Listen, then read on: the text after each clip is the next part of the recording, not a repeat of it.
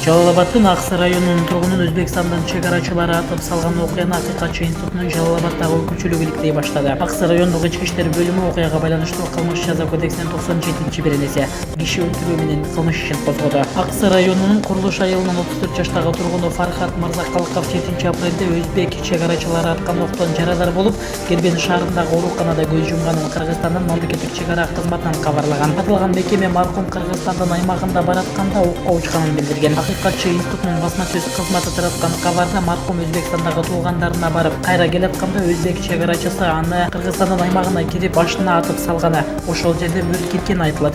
Өзбекстандык чек арачы Мырзакалыковдун денесин өз аймагына сүйрөп алып кирүүгө аракет кылганы тууралуу маалымат бар. Өзбекстандын мамлекеттик коопсуздук кызматына караштуу чек ара конок шуундарынын мекемеси түшүндүрмө берип, Кыргызстандын жараны чек ара тилкесин бузуп, Өзбекстандын аймагына киргени, жоокердин эскертүүсүндө абага от атылгандыгына да маани бербегени, андан соң Кыргызстандын аймагына качып өткөнүн айткан.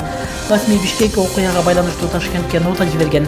Кыргыз премьер-министри Сапар Исаков өзбек өкмөт башчысы Абдулла Арипов менен 8-апрелде жагдайды телефон аркылуу талкуулаган. Учурда эки тараптын тийиштүү органдары окуянын чоо жайы деректеп жатат, деп жазат Азаттык Чекитов.